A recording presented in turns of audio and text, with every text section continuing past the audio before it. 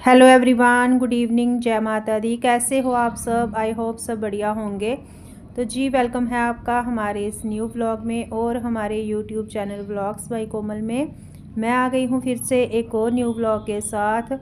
Vlog की शुरुआत हो चुकी है और आप लोग सोच रहे होंगे कि हम कहाँ जा रहे हैं। तो ऐसा है कि लोहड़ी का त्यौहार आ चुका है और मुझे जाना है अपने मायके और लोहड़ी लेकर जाना था। तो बस उसी के लिए रुक गए हैं यहाँ पर। तो लोहड़ी का जो भी सामान रहता है, मूंगफली हो गई, गच्चक, जो भी मतलब रहता है, तो वो हमने यहाँ से ख़रीदा है। देख रहे थे कि है सारा कुछ, तो फिर मिल गया सामान। हस्बैंड जी मुझे दिखा रहे हैं ये हार्ट जो बना हुआ है। तो बस ही जहाँ पर मूंगफली जो है वो भून रहे थे एक साइड पर गरम, और बस हाँ एक साइड पर वो ठंडी करके फिर वो जिसको भी देना था वो अपना मतलब पैकिंग करके दे रहे थे। और बस यहाँ से लिया है हमने सामान। मतलब ऐसे है कि जैसे पंजाब में ना लड़कियों के मायके से सिंधारा जाता है, यानी कि लोहड़ी जो है वो दी जाती है।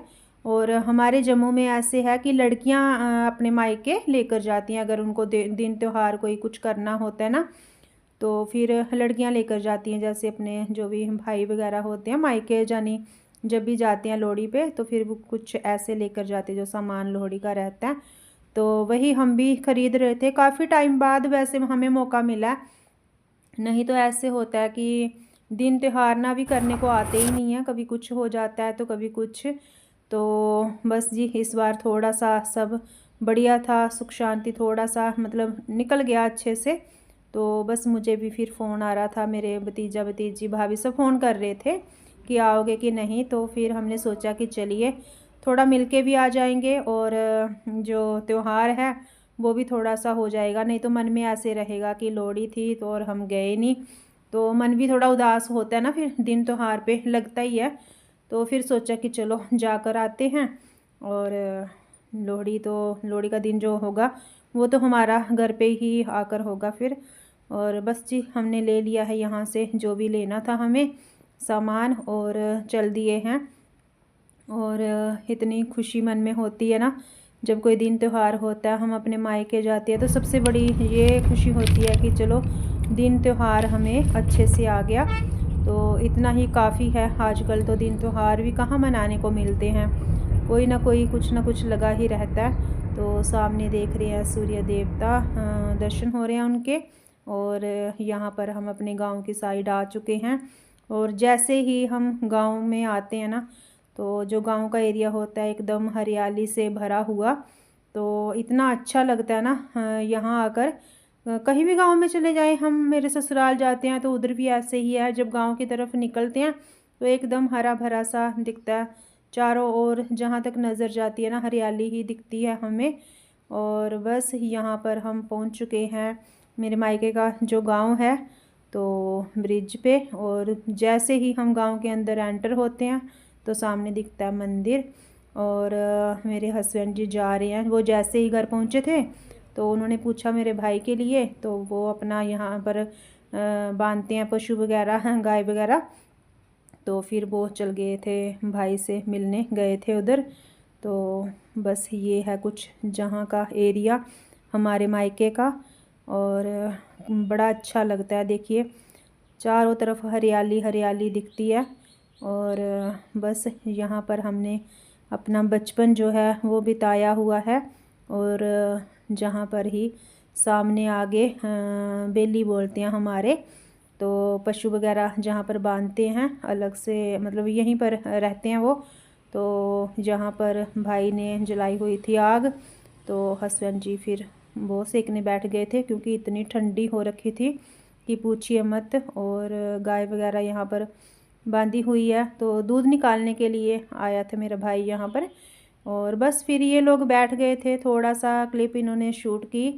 तो बस उसके बाद में तो फिर अपना जो चाय पानी वगैरह होता है वो था। तो हस्बैंड लोग आए थे यहाँ पर इधर।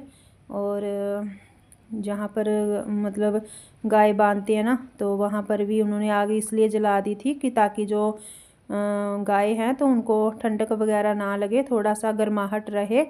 तो उसी के लिए हस्बैंड जी देखिए आग सेक रहे हैं खूब। अच्छे से। और जैसे सर्दी होती है ना तो आग भी मतलब बड़ा सुकून देती है हमें, क्योंकि अभी सर्दी है ही इतनी है, राहत मिलती है थोड़ा सा, जैसे हम सेक लेते हैं ना आग तो थोड़ा सा रिलीफ मिलता है।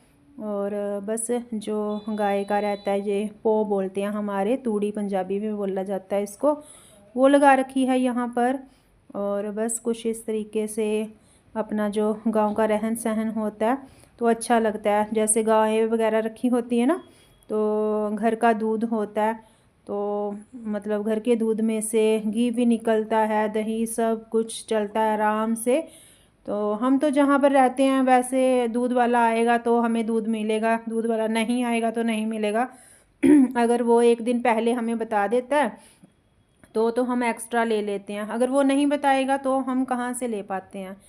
तो अगर घर का दूध रहता है तो फिर तो कुछ मतलब ऐसी कोई आती नहीं सिचुएशन कि दूध घर में ना मिले, तो वो तो होता ही होता है। गाँव की भी अपनी मतलब एक अहमियत होती है, तो सारा कुछ मतलब देखते हुए अगर चलें तो गांव की लाइफ काफ़ी अच्छी होती है, अच्छी लगती है जाने की। एकदम ताज़ा बढ़िया सा माहौल होता है, और घर की चीज़ें, घर की सब्जियां, घर के अनाज, घर का दूध, तो अच्छा लगता है सब देखने में। और सरसों जो है वो खूब अच्छी हो रखी है, इसीलिए गांव में साग जो है वो काफ़ी मिल जाता है हमें।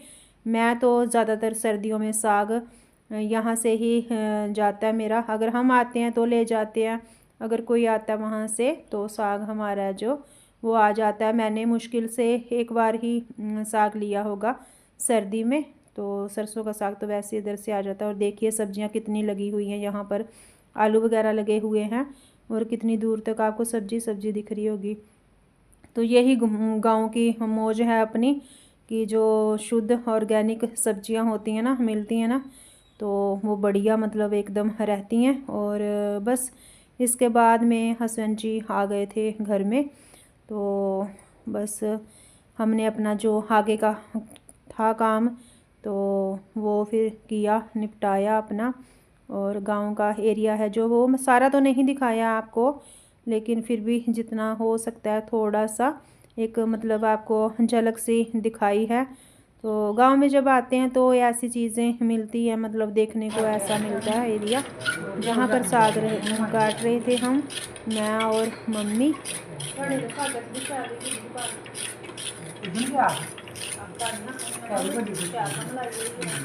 इसको उठा देंगे, ठीक है।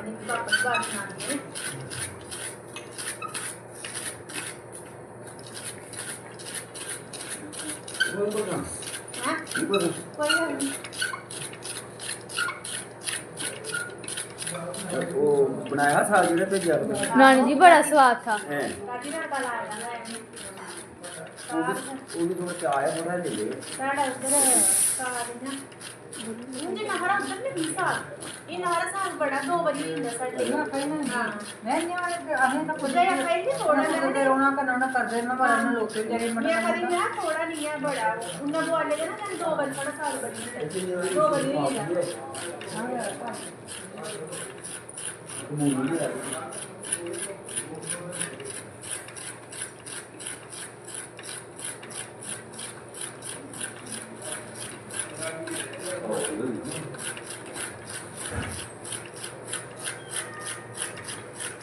बड़ा शैल